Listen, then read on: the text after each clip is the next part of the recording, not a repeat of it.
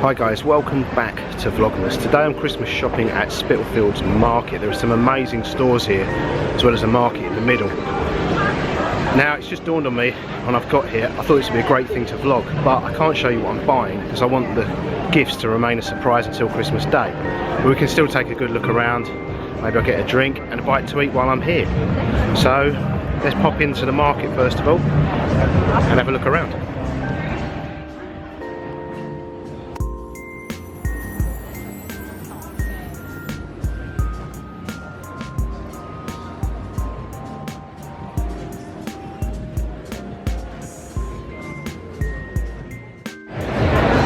The best way I can describe Spitalfields Market is basically an upmarket market, spotlessly clean by market standards. Around the outside you have luxury and upmarket stores. On the inside you do have a market selling a mix of vintage, quite an eclectic mix of things, some food, fashion, accessories, and a lot of restaurants and bars. So yeah, it's a pretty cool spot. It's great for Christmas shopping, that's why I'm here. There's been a market here of one sort or another since 1638. The current buildings, the original parts, were built in 1887, and it was then, and was until the 1990s, a wholesale fruit and veg market. On YouTube there are some documentaries from the time capturing the last days of it as a fruit and veg market. It's cool to see the difference. And one is from 1991, one of the last years it traded, and local residents are expressing their concerns of gentrification of the area, which is something that is currently being discussed in areas all around London. It started very much in the centre and has slowly been creeping outwards for decades. It's nothing new. There were a number of wholesale markets in London, particularly in the city of London itself. Spitalfields, Billingsgate, Leadenhall, Smithfield, and a bit further out, Covent Garden. And there were a number of reasons they needed to be here in the city. The city could regulate them and the traders. Before trading standards laws were as robust as they are now, it could control them directly or through livery companies and protect mainly their own interests, but in turn the public's. As a result, but that was only within the city boundaries. More recent trading standards laws flipped that. The public's interests come first. And before the supermarkets, when there were greengrocers and butchers and fishmongers on every little high street, the butchers, the greengrocers, the fishmongers, they could drive here early in the mornings, get their day's stock from the wholesalers from a very central location. But the city was a very different place. It was a very different place back then, and it changed. It didn't change overnight, it happened slowly, but it's now a far more densely populated and far more built up and far busier area. Increasingly robust legislation meant the city didn't need to regulate the market traders any longer. It couldn't. And it was probably easier to move them out of the city boundaries than rewrite all the ancient legislation that exists within the boundaries of the City of London and not outside. Some of the old ways were, well, like the porters they had. The old ways, the rules, the laws of the city, they were protective. They offered early forms of employment protection, but they were outdated. They predated the minimum wage and other employment laws, so they became an uncompetitive compulsory expense, only compulsory within the city. Traffic became a problem, driving here became a nightmare, parking was even worse. I'm glad they didn't demolish the old buildings and build flats or offices, and I bet they tried. There is no denying none of the old markets have not undergone extensive regeneration and I guess what people call gentrification. However, they were wholesale markets, they weren't public spaces serving the community. They would have provided employment, and they all provide even more now.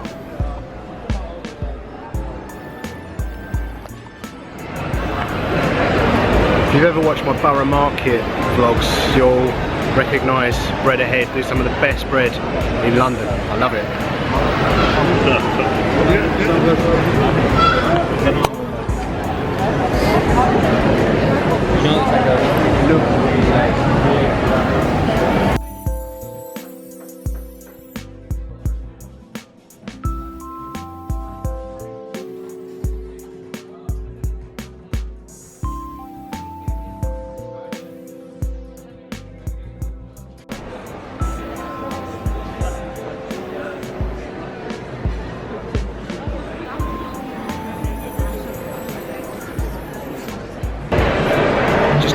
Espresso from the Department of Coffee and Social Affairs.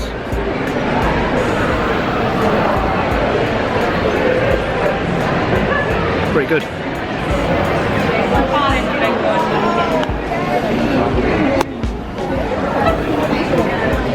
Should help fuel the Christmas shopping.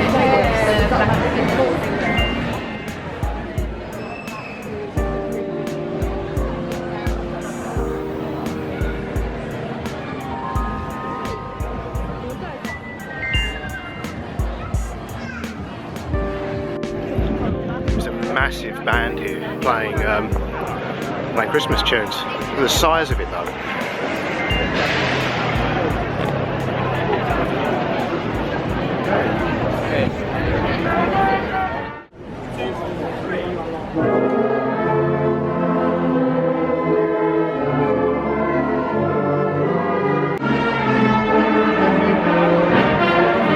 Pretty cool, huh? Big brass band while you're doing your Christmas shopping.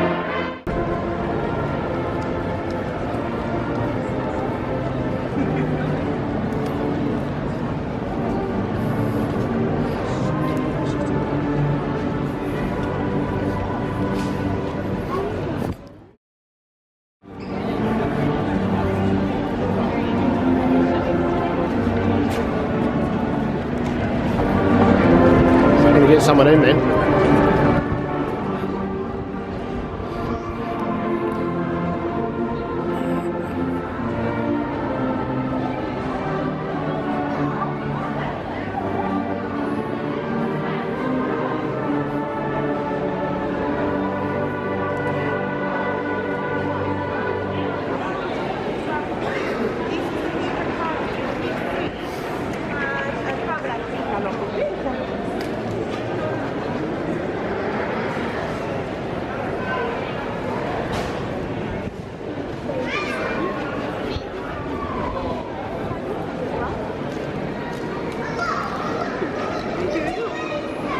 Mince pie, please.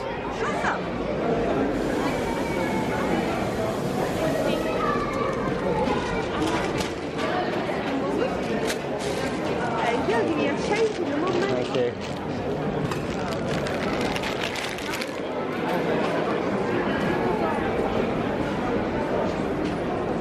Thank you.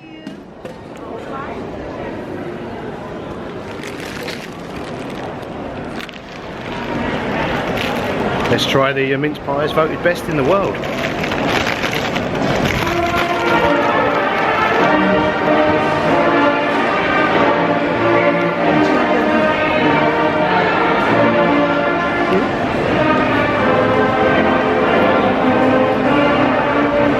Not sure about best in the world. It's pretty good.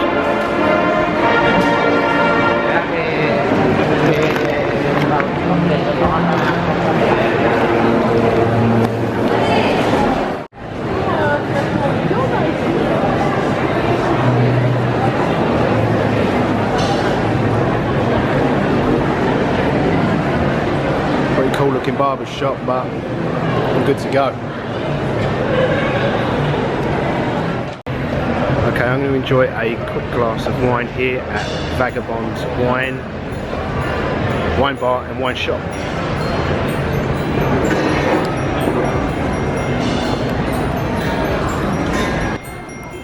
Vagabonds is fantastic. It's both a wine shop and a wine bar, but with a difference.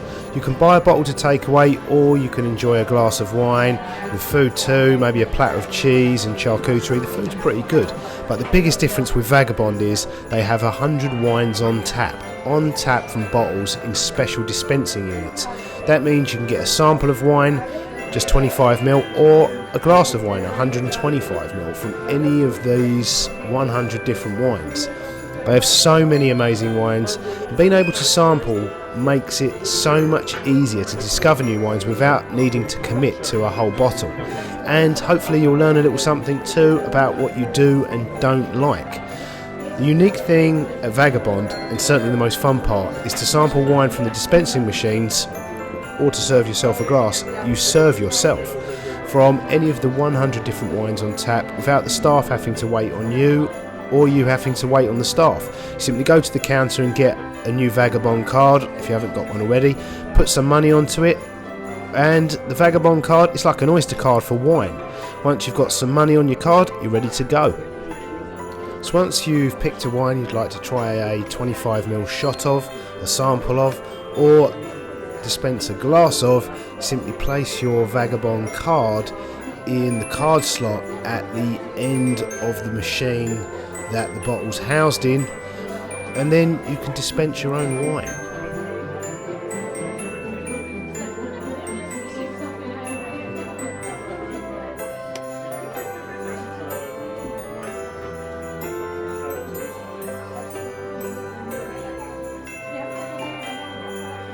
I'm going for a glass of 1982 Rioja.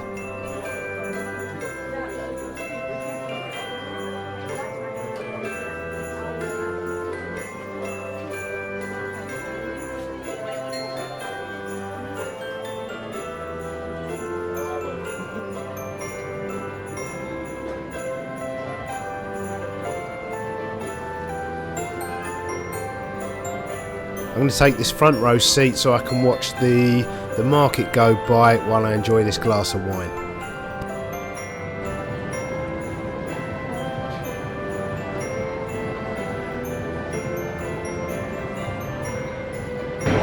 Let's try this.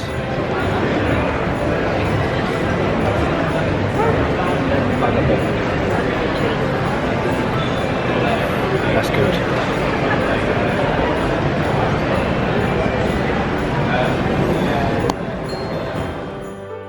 Vagabond is a pretty good spot on the edge of the market to take a break from the hustle without actually leaving it. You can just watch it all go by.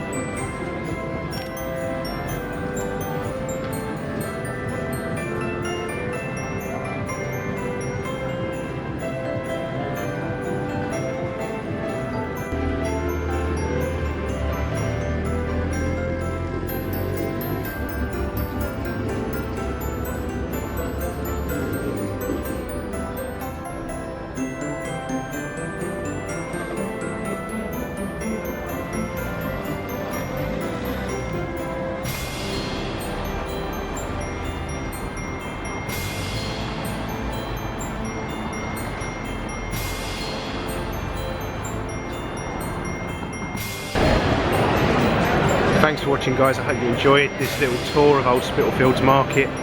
It's a shame I can't show you what I'm actually here to buy, but I would like the Christmas gifts I'm here to get to remain a surprise for their recipients, and they might watch the vlogs. So until tomorrow, thanks for watching. Merry Christmas. If you like this video, please hit the thumbs up like button. If you'd like to be the first to see my next films, the subscribe button. Merry Christmas. See you tomorrow. Nearly forgot. Toodles.